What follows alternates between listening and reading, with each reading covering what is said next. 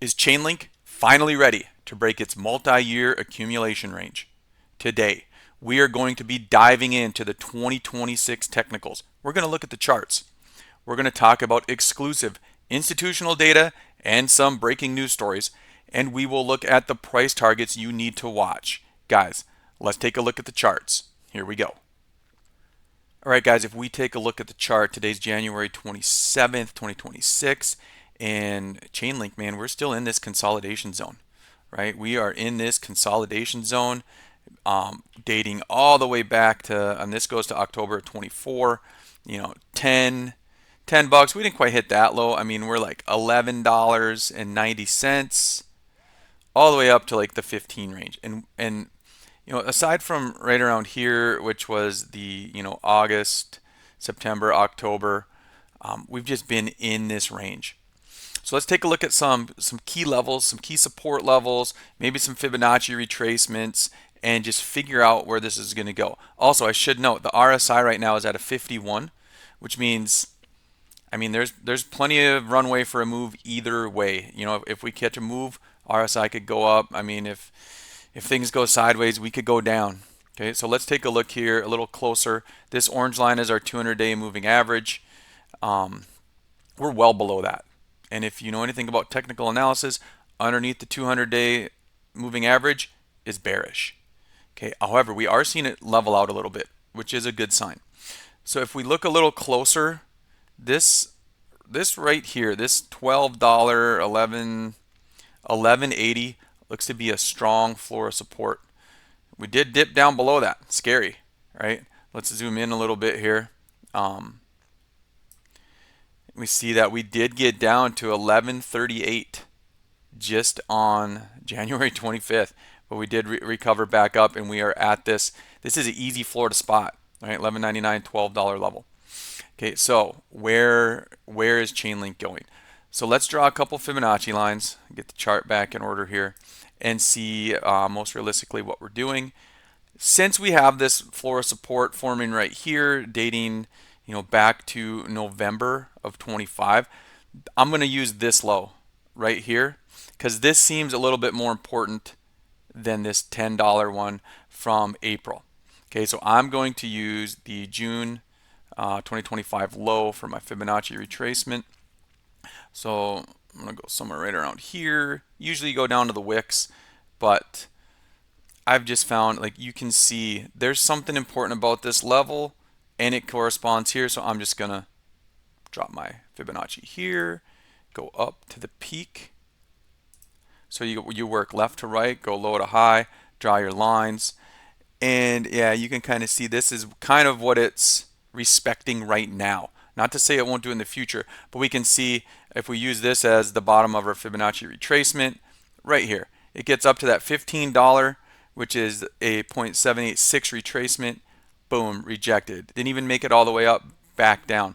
So this is our key level, 1160. This is our key short-term level. We'll zoom in here, bring it over so we can see. 1160 all the way up to $15. This is the zone we're playing in now, and whether we get above this or below this is going to dictate what happens next. Okay, if we break this, right? If we break the 1160, let's see what would happen. So short term, I mean, if you go off the big candles, I mean, we're looking at $7. But short term move, here's what we need to do. We need to remove this retracement, put on a different one here. So we're going to go low to high.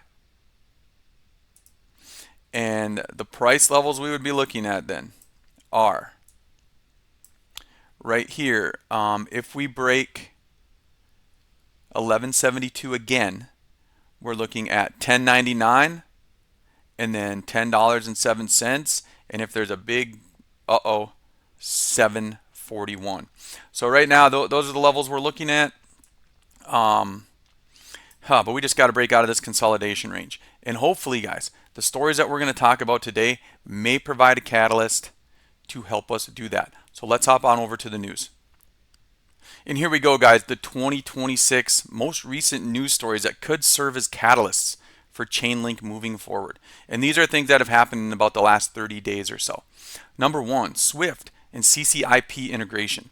So the biggest news this month is the official integration of the cross-chain interoperability protocol with CCIP into Swift's global messaging standard. This allows thousands of traditional banks to move value across blockchains using their existing infrastructure. That is massive. If banks can go on-chain without replacing their legacy infrastructure but still get the benefits, the integration with Swift and legacy banks, massive, massive, massive. Okay, this is worth an entire video in itself.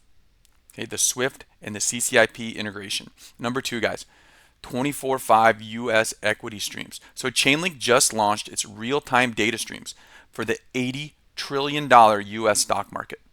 This will allow DeFi protocols to offer 24/7 trading of synthetic stocks and ETFs with sub-second price accuracy.